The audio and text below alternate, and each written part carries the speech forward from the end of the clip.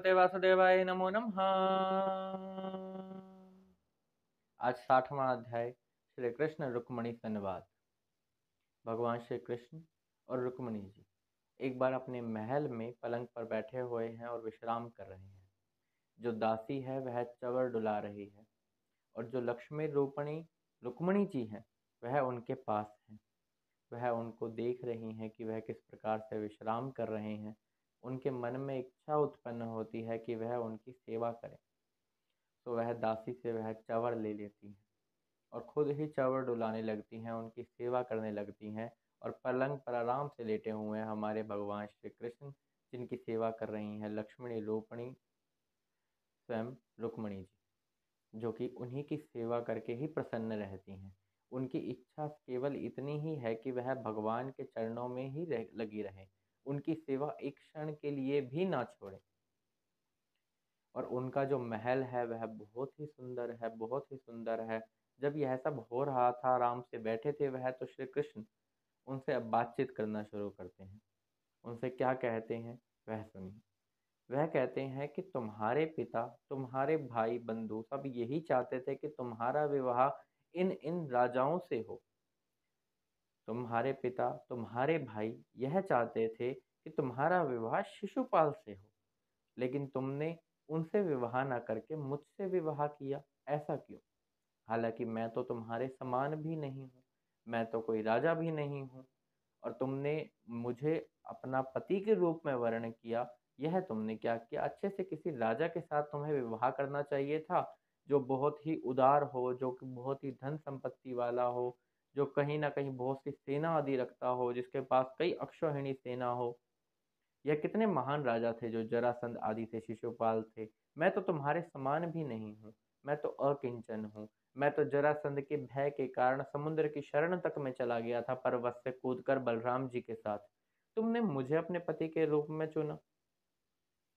वह कहते हैं कि मैं तो अकिंचन हूँ, मेरे को तो सुख और दुख समान से प्रतीत होते हैं। ना मेरे पास आज कुछ है, ना मेरे पास कल कुछ रहेगा। और जो बड़े बड़े धनवान लोग होते हैं, उनका तो मेरे साथ कोई संबंध होता ही नहीं है, क्योंकि धन का जिनके अंदर फिर ज़्यादा घमंड आ जाए तो फिर वह अपने से नीचे लोगों के साथ संबंध रखना ही पसंद नहीं करते। तो वह इस प्रकार कह रहे होते हैं। फिर वो कहते हैं कि अभी भी समय है, अभी भी कुछ नहीं बिगड़ा, तो तुम एक काम करो, बहुत ही कोई अच्छे से अक्षत्रिय का वर्ण कर लो पति के रूप में, अभी भी क्या ही बिगड़ा है। अब भगवान जब ऐसा कह रहे हैं, एक बार तो रुक्मणी जी वह सुनकर हैरान भी हो रही हैं। अब भगवान एकदम से कहते कहते चुप हो गए। अब सुखदेव जी का कहना यहाँ पर यह है कि वह चुप क्यों हुए थे। वह चुप इसलिए हो गए क्योंकि रुक्मणी जी को इस बात का गर्व हो गया था कि भगवान उनसे एक क्षण के लिए भी अलग नहीं होते हैं, और इसी गर्व की शांति के लिए उन्होंने यह सब कहा और वह एकदम चुप हो गए। अब रुक्मणी जी की हालत तो बड़ी बुरी हो गई जब उन्होंने यह सब सुना कि कृष्ण कह रहे हैं किसी और का जाके वर्ण कर दो। उनको और किसी चीज से कुछ नहीं चाहिए, धन संपत्ति वैभव राज्य राजा होना चाहिए, ऐसा कुछ नहीं। वह तो केवल श्री कृष्ण को चाहती थी, और उन्होंने जब ऐसा कहा कि तुम किसी और का जाके वर्ण कर लो, तो बस उनकी तो हालत बुरी हो गई। उसी समय वहीं खड़े खड़े उनके हाथ दुबले पतले हो गए थे और कंगन हाथ में से खिसक गए थे। उनको चक्कर आने शुरू हो गए, वह तो वहीं पर ही बेहोश हो गई, जमीन पर ही लेट गई सीधा। जब भगवान श्री कृष्ण देखते हैं कि रुक्मणी जी जमीन पर गिर गई हैं, बेहोश हो गई हैं, जब उनके होठ जो हैं लाल लाल होकर फड़कने लग गए थे, पता नहीं उनकी कैसी हालत हो गई थी जो देखी भी नहीं जा सकती, सिर्फ सुनने सुनने के कारण जो कि श्री कृष्ण ने कहा उनसे। वह बेहोश हो गई। भगवान श्री कृष्ण उन्हें उठाते हैं, मनाने में बहुत माहिर है वह।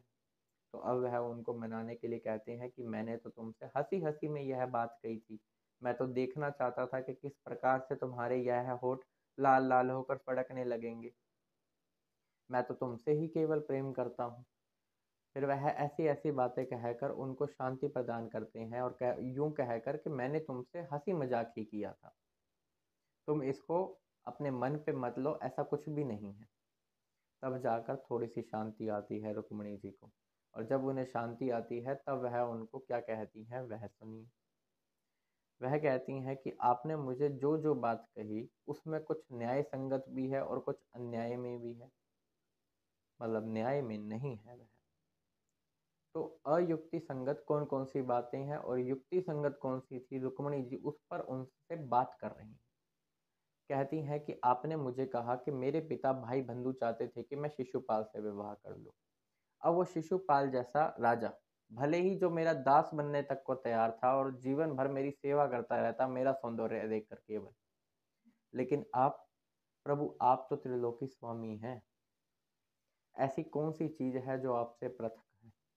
आप कहते हैं कि मैं राजा नहीं हूँ, मेरे पास कुछ नहीं है, मैं अकिंचन हूँ, ना मेरे पास कभी कुछ रहेगा। चलो यह बात भी आपकी ठीक है, लेकिन आप जो अकिंचन है, जो लोग आपके पास रहते हैं, वो कौन है? वो भक्तगण कौन है? वो ऋषि मुनि कौन है जिनके हृदय में परम शांति है, जो बड़े से बड़ा अपराध करने वाले को भी यूं क्षमा कर देते हैं? क्योंकि जिसके पास धन संपत्ति वैभव और अहंकार हो, वो छोटे सा छोटा अपराध करने पर भी मौत की सजा सुना देता है सामने वाले को। लेकिन ये जो परम शांति का अनुभव करने वाले हैं, यह किसकी पूजा आराधना कर रहे हैं प्रभु? आपकी ही तो कर रहे हैं। इस संसार में आपसे पृथक कुछ भी नहीं है। आप कह रहे हो कि मैं जरासंध के भय से समुद्र की शरण में चला गया था। प्रभु, आपको किनसे भय है?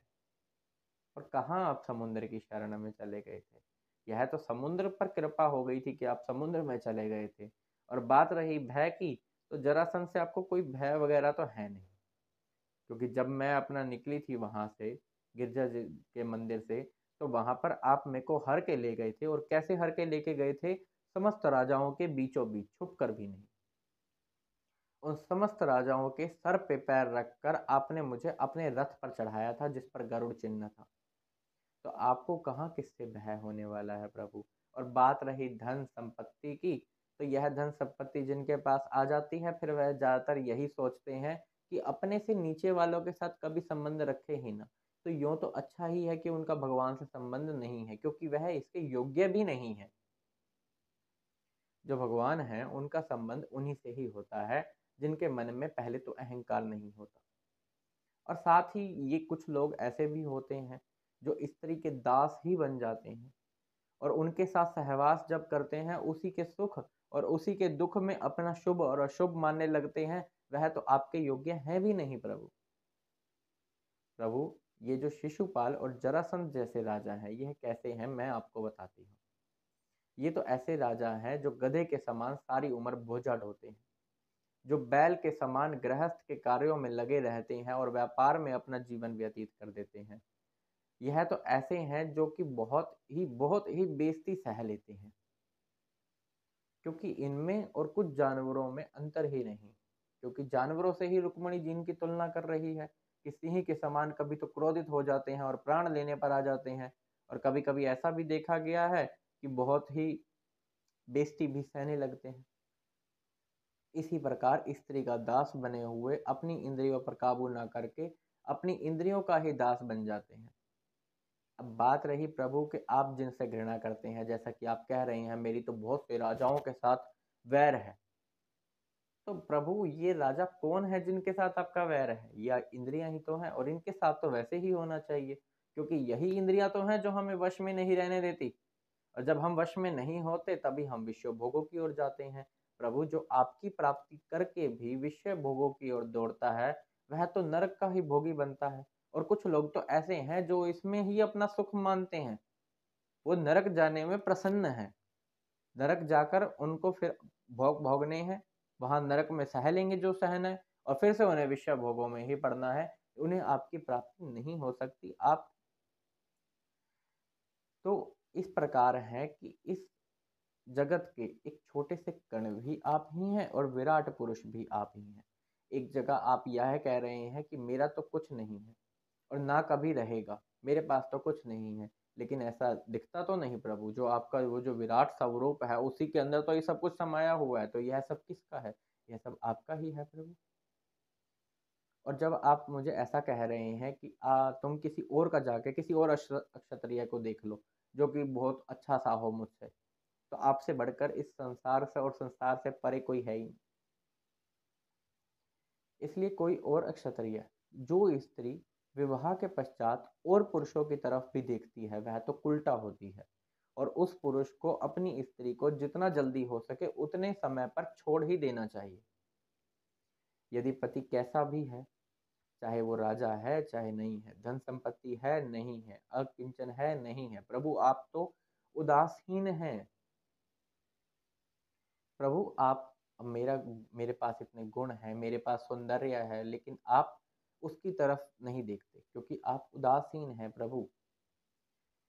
हर एक पत्नी को अपने पति के रूप में ही भगवान को भजना चाहिए, जैसा कि रुक्मिणी जी भी यहाँ कर रही हैं। वो नहीं देख रही हैं कि श्री कृष्ण का स्वभाव कैसा है, वह कैसे हैं, उनको करनी है तो केवल उनके चरणों की सेवा। और श्री कृष्ण तो समस्त लोकों के स्वामी हैं, वह तो हंसी हंसी में उनसे यह सब बातें कहते हैं। और फिर श्री कृष्ण अपना कहते हैं कि मैंने तुमसे यही सब सुनना था, तुम तो मेरी अनन्य प्रेयसी हो, मैं तो तुमसे यह सब सुनना चाहता था, इसलिए मैंने तुमसे यह सब बातें कही थी। तुम सुंदर और गुणवान भी तो हो, वो तो हो ही, लेकिन तुमने जब मुझे देखा भी नहीं था, केवल भिक्षुकों की बातों पर विश्वास करके मेरे गुणों को सुन के मुझसे प्रेम कर बैठी थी और ब्राह्मण के द्वारा संदेश पहुंचा दिया था।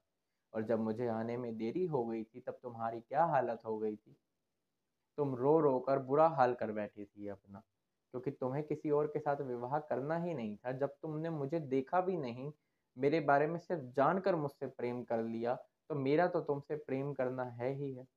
और मैं तो यह ऋण ही हो जाता हूँ इसके कारण। अब मैं यह ऋण तुम्हारा कैसे चुका पाऊंगा? ये जो हृदय में तुम्हारा प्रेम है, इसको अपने हृदय में ही रखो। मैं तो स्वयं इस हृदय में जो यह प्रेम है, इसकी सराहना करता रहूंगा। इस प्रकार बड़ी ही सुंदर बातचीत होती है और इसी को श्री रुक्मिणी और कृष्ण संवाद के नाम से जाना जाता है। इस प्रकार भगवान श्री कृष्ण हंसी हंसी में रुक्मिणी जी से यह सब कह देते हैं और रुक्मिणी जी फिर उन्हें बताती हैं सब। और भगवान श्री कृष्ण बाकी स्त्रियों के साथ भी, जिन जिन के साथ उन्होंने विवाह किया था, जो कि 16,108 पत्नियां थी, जिसमें 8 पटरानियां थी, जिसका वर्णन पिछले अध्याय में हो चुका है। तो इन सबके साथ विवाह करके सबके साथ रहते थे वो, अपने आप को अलग अलग रूपों में बांट कर, और सबके साथ इसी गृहस्थ के धर्मों का पालन कर रहे थे।